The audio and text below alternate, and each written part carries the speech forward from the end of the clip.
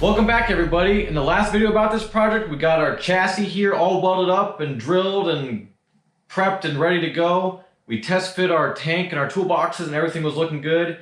Now we're ready to paint this, do final assembly, outfit the box with tools, and put an electrical system on it, which I think is going to be pretty sweet. First things first, I want to add one more thing to this frame. I had a subscriber in the last video comment and suggest that we put some D-rings on it to make it easier to tie down in the truck. I think that's an excellent idea. I also realized when I moved this situation around with the excavator that it was a little bit wobbly, and so we're going to add some steel to it just to kind of stiffen up these arms that go up and down. It's nothing bad, but I just want to make it a little bit stronger. First things first, I'm going to flip this thing on its side because I'm not a great welder and my welds turn out a lot better if they're horizontally done.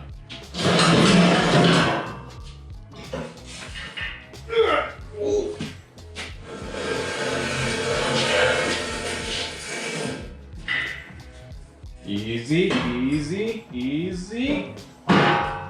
Nice. That wasn't too bad.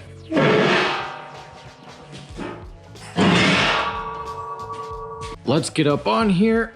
I'll show you what I want to do. So this strut right here is a little bit wobbly, kind of because channel iron doesn't have a lot of resistance to twisting. So what you can do to stiffen channel iron up is box it in. So that's what we're going to do. We're going to put a piece of plate right on the top here. We're not going to go down past our mounting hole, so that way we don't limit access to our bolts for our toolbox. But we're going to at least plate this up here where we can. And then I'm going to put a D-ring right on top of it up here. So I'm going to go ahead and hop down. We're going to cut a piece of steel out of this piece right here. I have to confess to you at this point, I already cut one out. I already welded on the other side. I just wanted to see if things were going to work out well before I went ahead and filmed myself doing this one. But I'll show you how this one goes. Let's get that cut out.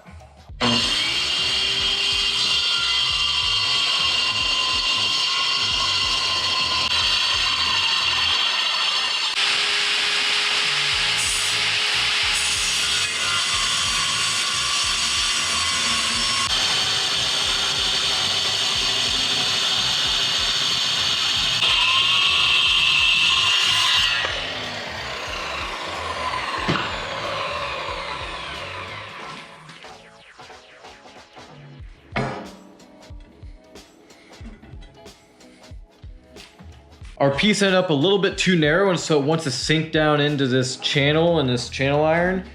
It is a tapered slot, so it only wants to sink so far.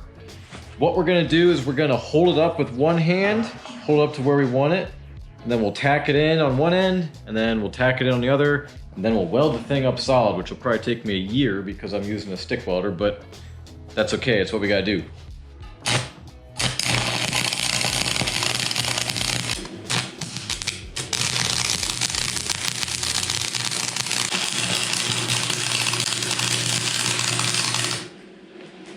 All right, I'm happy with how that turned out, so I'm just gonna take a little bit of time here and weld this solid. All right, there it is. Definitely not perfect, lots of room for improvement. That's part of why I welded it all the way up, just was for the practice. I got this old 7018 rod from a pipeline welder like a while ago, and who knows how long he had it. And so it's probably not the greatest stuff, and I did struggle a little bit with it, but that's okay. This piece is on there, it ain't never coming off again. Now I want to weld this D-ring right on there. I'm gonna weld that up real nice. It's 4,000 pounds. I try to make sure these things have the label on the outside when I weld them. I mean, even if I flipped it, it would still be visible when you flipped it up, but I don't know, it just feels more right to have it visible when it's in its natural resting state. So let me go ahead and buzz this on right here.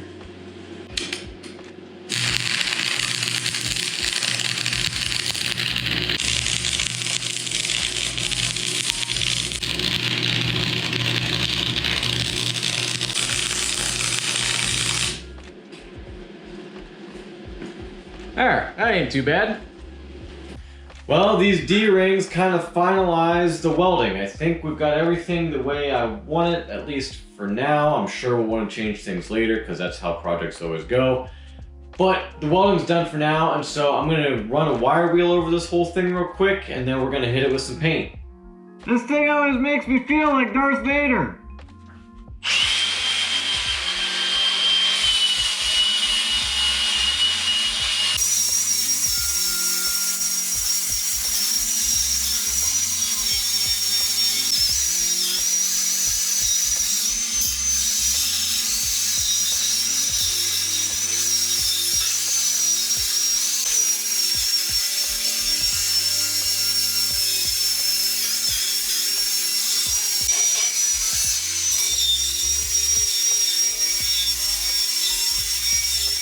All right, I got this thing all shined up. There's just a little bit of scaly rust on there from where the steel was stored before I bought it. Not a big deal. This isn't, you know, a super fine paint job. It's not a Ferrari or anything. We just need to get some paint on for rust protection. It's probably gonna need paint every couple of years no matter what. The paint's more about function than fashion.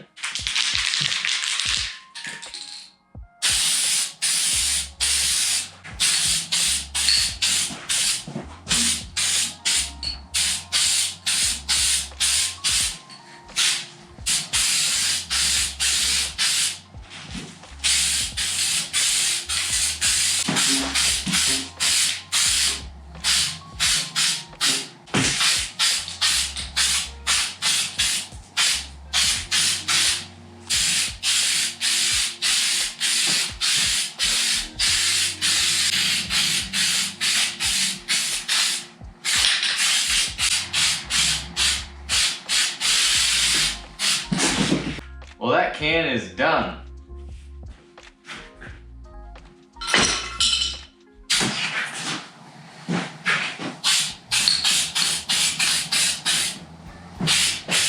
That about wraps up the primer. If you were in a purple panic about ventilation, no worries. The garage door was open the whole time. Now it's time for some black. Lucky for us, it's as easy as that. Now I'm just gonna let this thing dry and then we'll proceed with final assembly.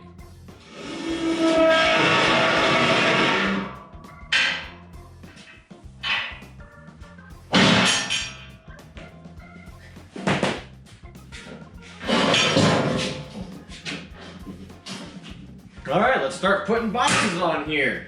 This tank is custom built and it's built out of 3/16 and it is wicked heavy for what it is.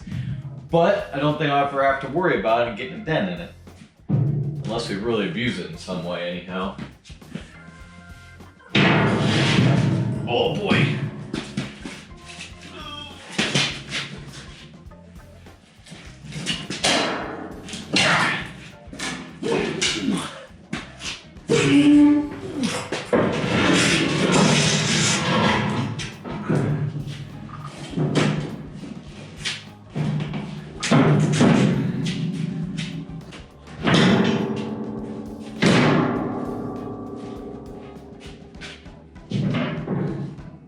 All right, this tank is gonna get welded on here. I thought about bolting it, discussed that in the last video. If you wanna go check it out, the video's in the description. But I think welding's gonna be the easiest thing. We're not gonna go ham, just enough to hold this thing on here, and I'll leave the welds nice and accessible if I ever wanna cut it off for any purpose.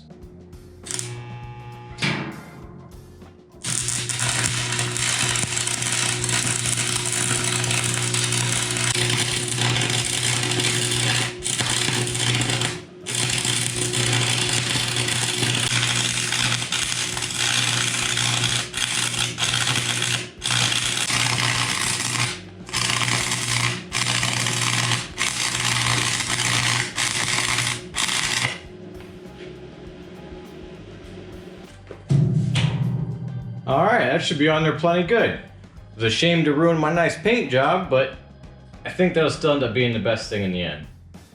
Next thing to go on here is this big toolbox. It's 18 inches by 18 inches. It's the same dimension as this fuel tank. So let's hump this thing up on here. This weighs a lot less than the tank.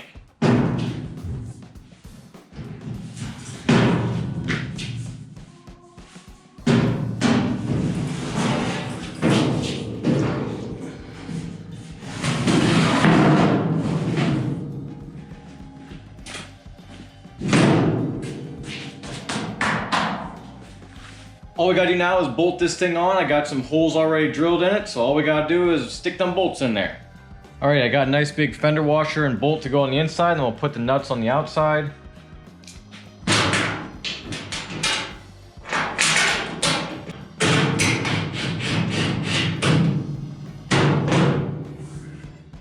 This middle hole isn't lined up real good. I'm gonna run a drill through it and kind of make it a little nicer.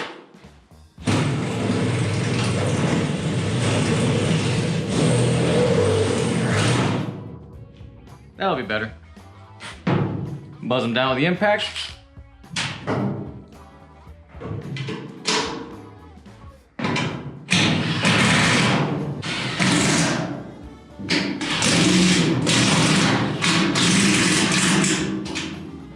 before anybody gets too excited about me putting the impact on the bolt side and not the nut side, I can't fit the impact into the channel iron very well over here, so we did it backwards for this, but it'll be fine.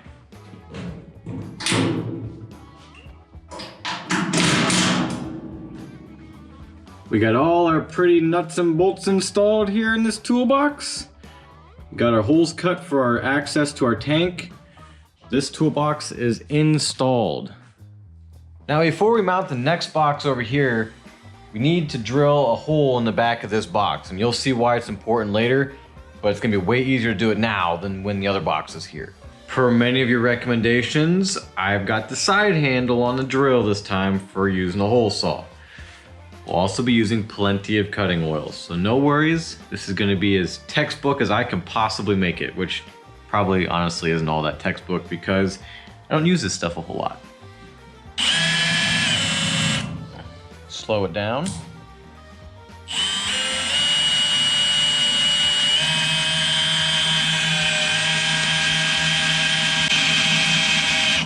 Okay, I can feel the pilot bit about to go through, so I'm gonna back off on my pressure. A little bit of reverse, oh, well that was no good. A little bit of reverse drill action to clean all the chips out and all the burrs out of the hole. Now we'll go ahead and oil the teeth. At least one little spot, hopefully that'll work its way around, and we'll begin cutting our actual hole.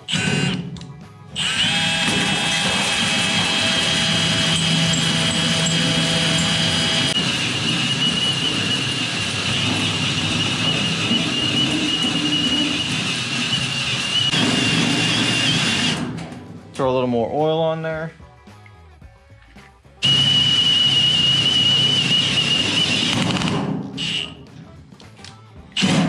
Okay, we've got our first breakthrough. So now what I'm gonna do, since we've cut all the way through on this side of circles, I'm gonna work my way around, cutting through in this direction.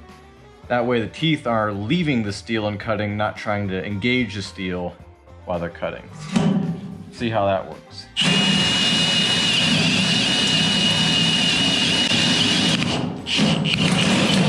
There we go. That wasn't too bad.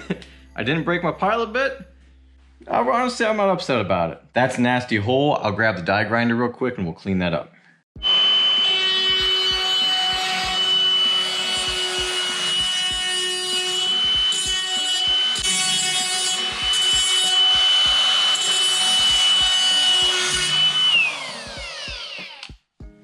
All right, I got rid of all the burrs. Ooh, there's still a little bit of a burr on the inside, but we don't have to get this perfect because we're gonna put one of these little grommets in here. Wow, that's way looser than it was supposed to be. That was supposed to be a 2-inch grommet.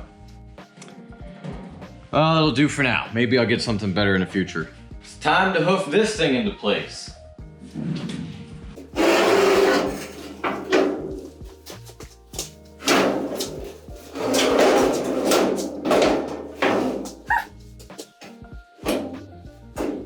Time for Zach to get a helper.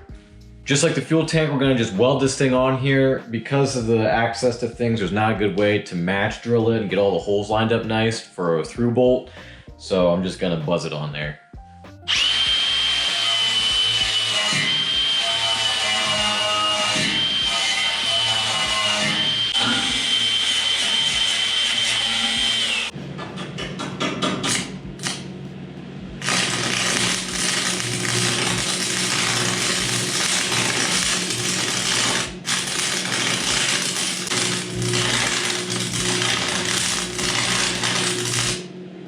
I really shouldn't blame it on the rod. I'm not the greatest welder in the world either.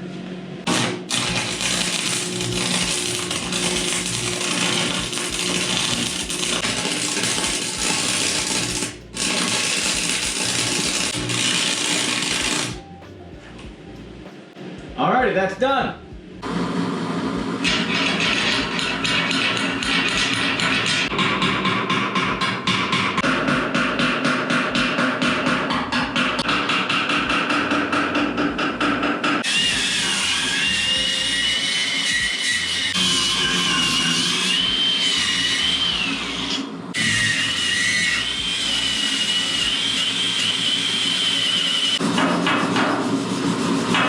Well, this turned out good. We've got good clearance for our lid here. Nice and perfect, just right.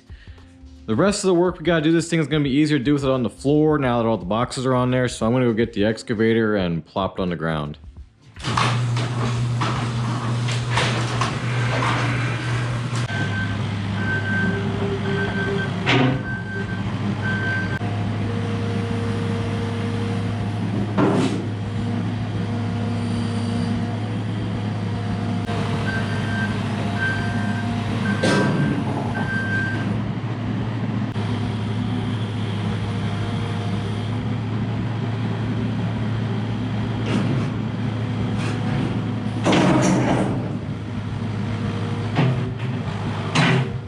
The first thing I want to get set up is going to be this toolbox.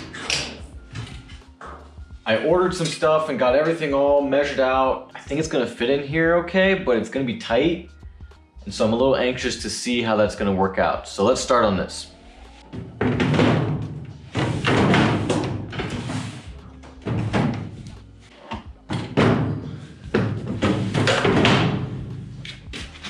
I wanted to get some drawer units for this toolbox because the elevation it sits at, it's gonna be a pain to like squat down every time you want to get in here and fish something out. So I wanted something I could just access pretty easy. So I think this will be good. It's also really hard to store small things in a big toolbox like what's on the other side. So that's why I went with these. The concern I have is that we're gonna have enough room for our fuel pump over here. I ended up getting a different fuel pump than I originally had planned this for when I laid out these holes to the guy that built the tank for me. So we're gonna have to kind of cobble things together here. The plan ended up changing partway through and I kind of forgot that I had the holes laid up for a different pump. So let's see if we can make that work now. So the way this pump is made to go is an orientation like this. The nozzle can go in this side there and rest. Here's the switch. That way, you know, the switch can't be engaged if the nozzle's in its home. And then the exit's right here. This kit comes with a 90, so you can point it whatever direction you want to. But our holes don't line up real good for that. It won't fit in that hole, and I was planning on putting the fill cap in this hole and putting the pump in the more rearward hole right here. So, because we're in this situation now, I think I'm gonna put this in backwards, give up on being able to put the nozzle in its home, and maybe reverse the lever on the switch so that way it points this direction. I think that'll all work out. I kind of wish these holes were farther apart, but it is what it is. I planned on using a different pump and then changed gears halfway through, and I was kind of thinking things out and ordering stuff. So I think we'll just have barely enough room to get the cap on here then. Actually, let me check that real quick. Yeah, it looks like we'll have just barely enough room to get that cap in there and still be able to get the cap on and off. I can probably even kind of tilt this back a little bit to give us a little more clearance there. This is where the wire goes into the switch. Ideally, that would be the back side of the pump. Since we got it flipped around, that's now the front side. It just is what it is. So I think we can make this work. It just take a little bit of effort, and it won't be quite as nice as it could have been, but that's fine. We'll end up just coiling the hose up in here and letting the nozzle sit wherever it sits. I do have a fuel meter to measure how much fuel has come out of the tank so we know how much is left in it. And that can go right above the pump here then. That'll actually work out kind of nice. So let's get to rearranging this side of the pump and we'll get things installed here.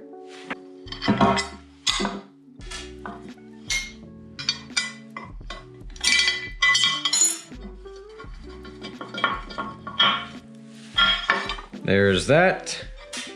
Then we need to flip this lever around. We won't be able to use this dowel pin anymore. I probably could modify things and like weld an extra arm onto this arm, but I don't really want to get that crazy with it. I think we're just gonna flip it around.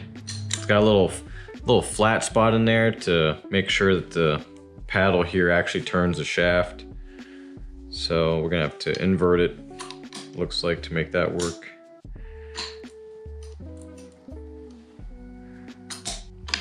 Alrighty, well this paddle now is in the way of this thing making a full stroke, so I'm gonna cut that off with the grinder real quick.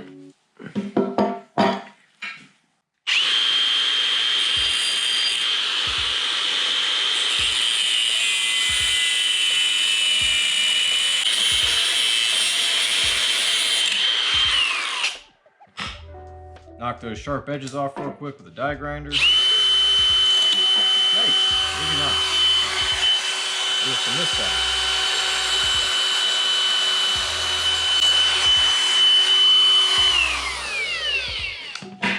This is just a mess. I should just take this thing out and put it in a vise.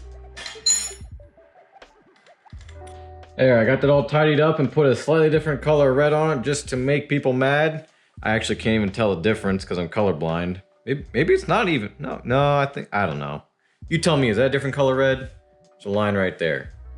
This fuel pump mounts in that tank by these set of threads here. It's 2-inch threads, and they just turn right into a threaded bung, but we don't have enough room to turn this fuel pump inside that box. So I'm gonna take apart the housing here, and we're gonna go just thread this part in.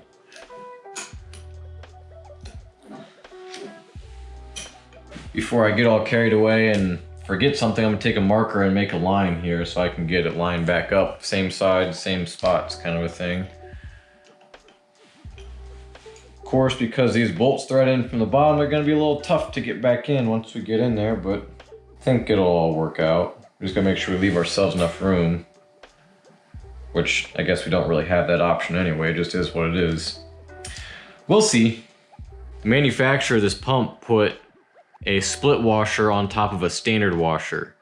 What are your guys' thoughts on that? There's a lot of opinions about whether or not that's even effective. This thing's kind of stuck on here. I'm gonna get a little tap. Oh boy.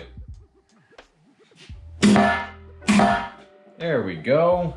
There's a nice gasket and sieve in there. And then I'm staring at the bottom of a vane pump, I think.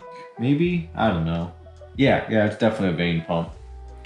Typically these things are either vane pumps or gear pumps. I don't know enough to know which one's better. Let's stick this in the toolbox. I actually almost forgot we gotta put this tube on here first, so that way it's got something to suck the fuel up through. Alrighty, we got that all doped up. Oh, we need to put some thread sealant on this stuff too.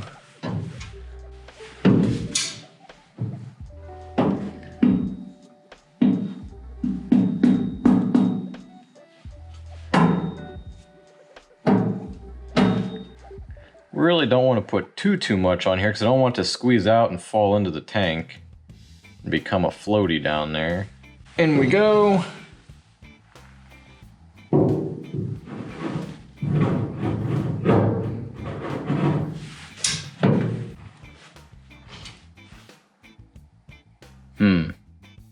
I don't really have a good way to tell if that's bottoming out against the bottom of the tank or tightening up. I guess we will see if it starts to kind of lift on things here, we'll know. And if when I go to use it and it doesn't suck anything up, we'll know that the pipe is pressed against the bottom of the tank. Let me get a wrench on that quick.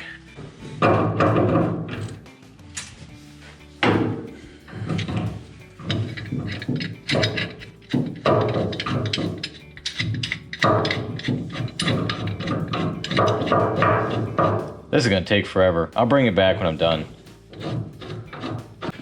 All right, I got that turned in and clocked just the way I think I want it, kind of a little bit past square, so that'll hopefully shoot the pump housing over into the corner here and give us room for our fill cap. I was able to pull this thing out and see that our draw tube down there is not touching the bottom. There's just a small little gap, which is exactly what we want. So let's go ahead and put the pump on here now.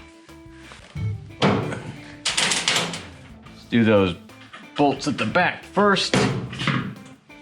Oh, wait a second. We got to put the lever switch on. That'll be, we can do that afterwards.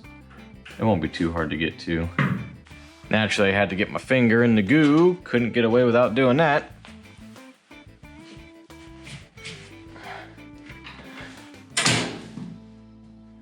There we go. Those are all plenty tight. There, I was able to get just a little more wiggle out of that threaded portion there. Should have put this lever on before we put the pump in here, but I forgot. I'm also at this time thinking I probably should have put the hose on before I put the pump in here.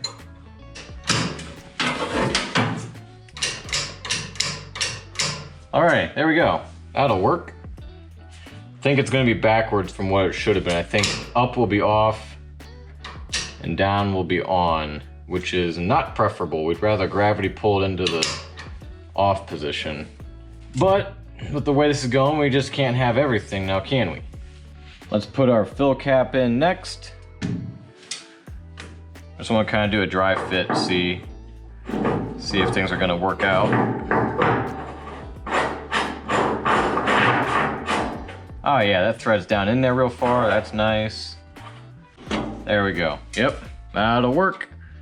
Hopefully our wire coming out of here doesn't interfere too much. Maybe I'll take it up and over. That'll kind of give us a little more room to do our goofing around with this cap to get it off.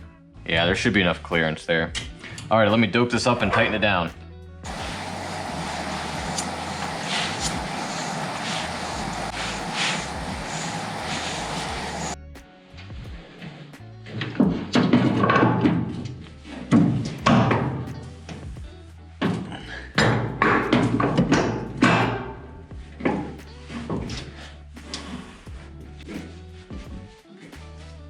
There, that ought to be good.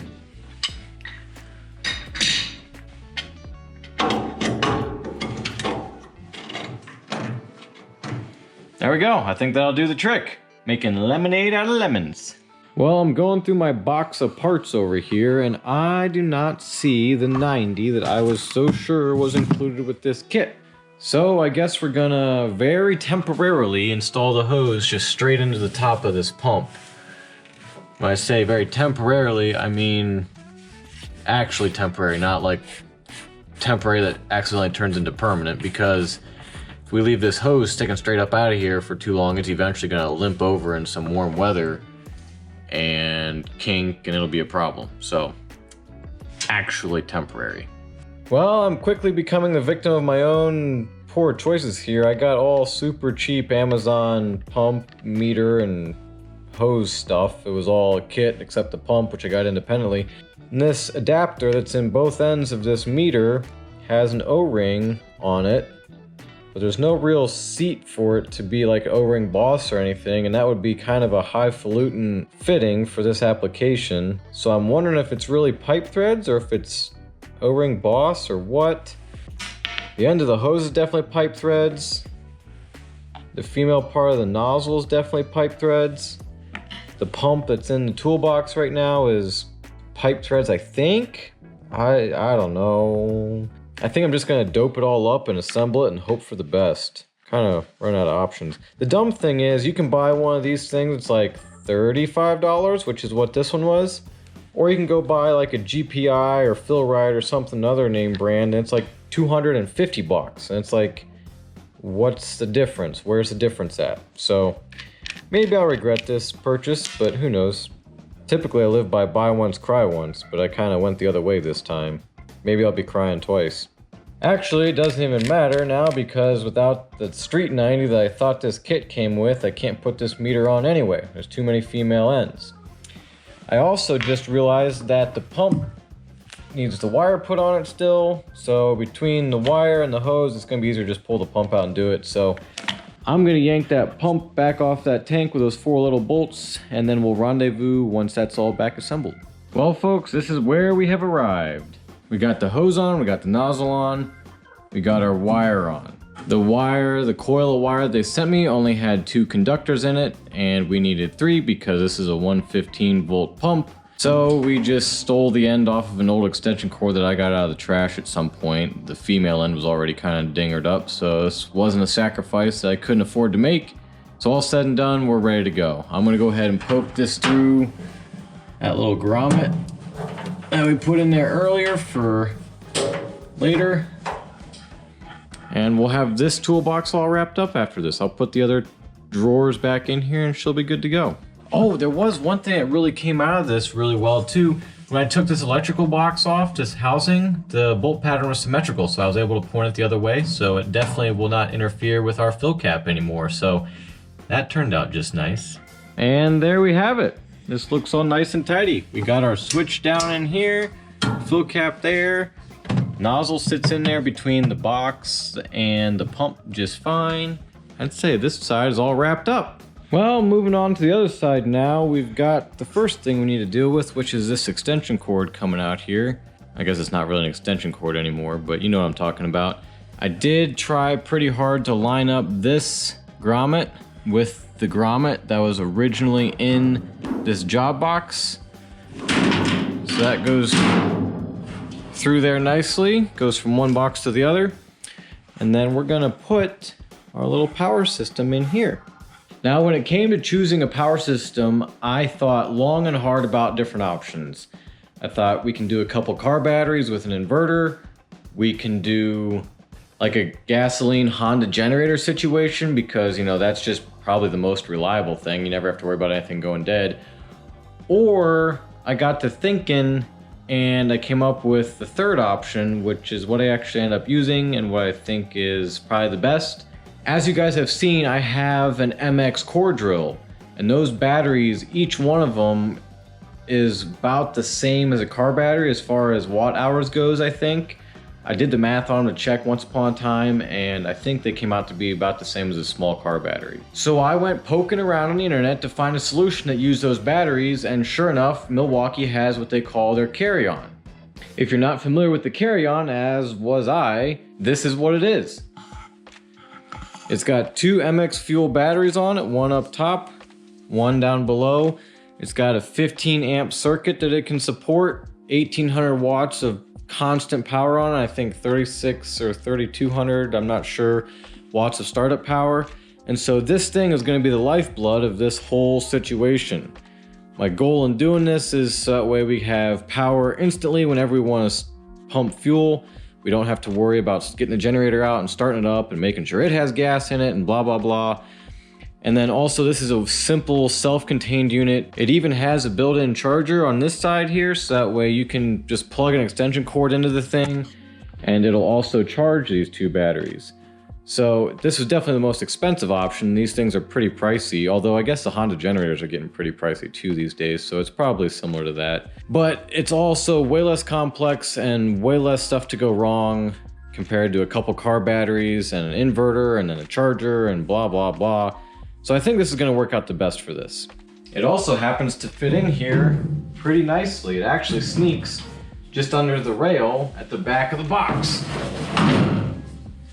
Tucks up nice in this corner where our grommet is. We can pull our cord on through and plug it straight in right there. It's nice and neat and tidy, not a big deal. Probably pull that extra cord through though, I guess, and we want that in here, not between the boxes, so I might figure something out with that. But of course, you can often find power on a job site, either at a house or a neighbor's house or something like that, but that's super unprofessional. I hate knocking on a door and being like, hey, can I charge my batteries at your house? Can I use your outlet? You know, I don't like that. That's not good. We want to be a self-contained unit that doesn't have to bother anybody to get our job done. So I think this device will be the berries for helping us accomplish that goal. I got a bunch of other tools I want to keep in here, like a laser and cutoff saw. I'm gonna go get those real quick and put them in. And here's what we end up with. Everything's packed in here nice and snug, so it's not bouncing and jouncing around. We've got our laser legs, we've got our laser. I like my TopCon laser a lot. I want to keep the story pole there and the lid, but I haven't figured out how to secure it yet, so it might stay on top of the drawers on the other side of the toolbox. But hopefully that'll end up there. We have ourselves a supercharger so that way we can charge M18 batteries. This thing will just about charge batteries faster than I can use them in most tools, so that'll be plenty fine. We have our MX core drill.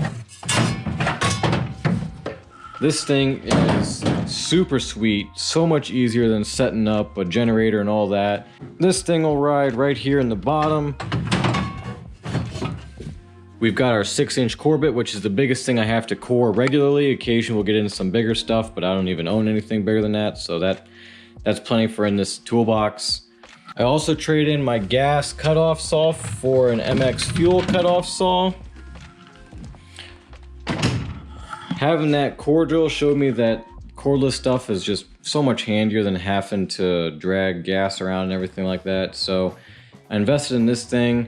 Between this, the carry-on, and the core drill, I've got a total of like 6 MX batteries. They also all live in the box here, and so we will have essentially infinite power to get us through a workday.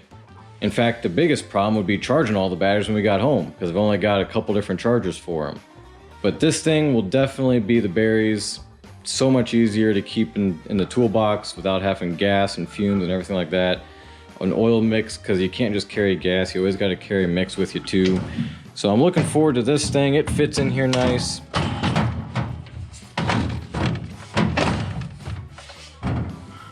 Under the laser legs here, I got my grease gun in the back there. That comes out without moving anything else. That's super easy to get in and out. There's enough room for an extra tube of grease in there, so we've always got a backup. My machines aren't super big, so we never go through more than a tube a day. And then we have all these pack outs here. The struggle with big job boxes sometimes is that it's really hard to keep track of small tools inside of them. You know, if you want a socket set or something like that in there, you either gotta have a case for it or stuff just goes scattering everywhere the first time something, you know, a vehicle hits the bump that's carrying the box. So I took the bait and I got some Milwaukee pack out socket and wrench sets. More than getting them for the tools, I got them for the fact that they're in a pack out box, because they're just so easy, so modular, so handy. And you know, if I ever graduate into a service truck someday, I can take them straight out of this job box and put them straight in the truck and they'll still work out just great. Milwaukee also makes a first aid kit in a pack out, which is super handy. I think having first aid kits on the truck at a job site's underrated. This thing's pretty well equipped. It meets some class specification or something that's over my head that I probably should know more about, but we got this. In this pack out, there's a full set of both metric and SAE combination wrenches. There's a layer on top and a layer on bottom. That's nice and tidy. Every wrench has a spot and it can't be bounced out by going down the road. These things are also, I think, watertight or pretty close to it, which is pretty nice for keeping tools nice. The next one in here is 1/2-inch socket stuff.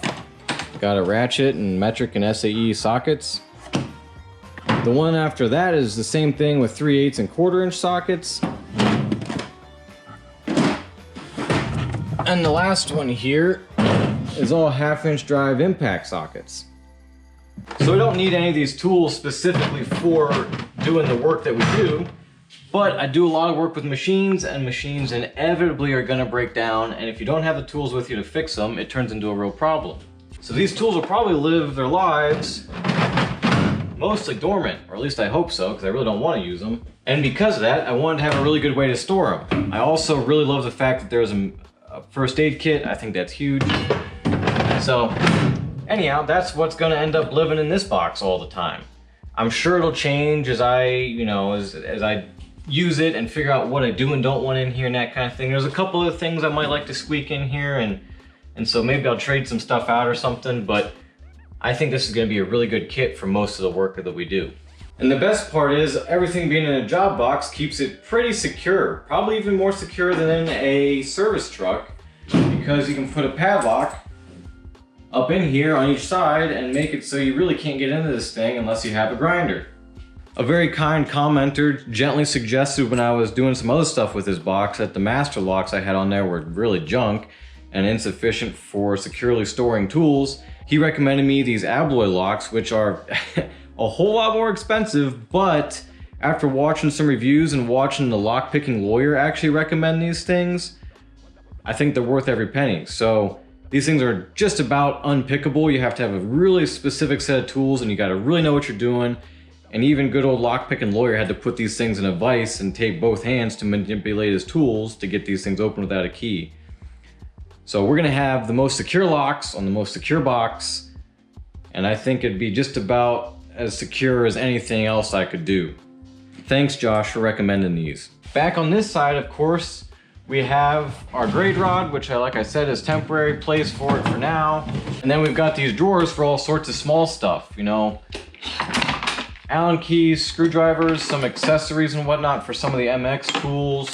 Then we've got a pliers section with some channel locks and some side cuts and some lineman pliers. We got ourselves some pipe wrenches and a proper crescent wrench. Also, I like to keep a tubing cutter around because we occasionally work on copper water lines. If you don't know, if you never used one of these things, these are the berries, especially down in a hole when you're standing on your head and you can't get a good angle on stuff. Those offset pipe wrenches are sweet. And then I also have a couple empty drawers because I'm sure I'm gonna find more small things I want to keep in here. This drawer is also empty. It's got a bunch of dividers in it for small stuff as I collect things I want to keep in here. I got some of the common power tools we use. We got 1/2-inch drive impact for those impact sockets that are in the pack outs in the other toolbox. Use a Sawzall all the time to cut pipe, and occasionally use a drill for drilling into concrete for different things, you know, concrete pins and whatnot. This drawer's got some of my layout stuff. We got our string, we got all of our paint, got some marking tape. I probably should throw some caution tape in here too. So really, that's about everything I got in there right now. The only thing we haven't done is test our fuel pump to make sure I got it hooked up right. So let's go ahead and do that. We would need to open up the big toolbox. This power unit just needs a push of a button. Everything lights up. A little fan turns on, it sounds like. Come over here, and pull our hose out, and flip the switch. And there we go. It works. At least it makes noise anyway, so that's good. I'm glad I wired that correctly. I would be very disappointed if I had to take that all apart and fix it. It's right about midnight right now and I am pooped. I am ready for bed. That about wraps it up. If you want to see this toolbox in action on the job site, go ahead and make sure you subscribe because it's definitely going to be in some videos. I can't wait to get in the back of the truck and just save myself all the effort of dragging fuel and tools scattered about in the dump truck bed and all sorts of stuff around. I think this thing's going to save me a ton of time and effort. I got a job coming up, I think next week, that we'll need this thing on the job site for fuel. We got 85 gallons of fuel storage in there. It's gonna come in perfect. Thanks so much for watching. If you got any suggestions about what you think I could do to make this situation better or improve what I've done so far, throw them in the comments. I'm always interested in hearing alternative ideas. I learn a ton from you guys in the comments. I always love talking with you. If you haven't subscribed, hit that subscribe button and we'll see you next time.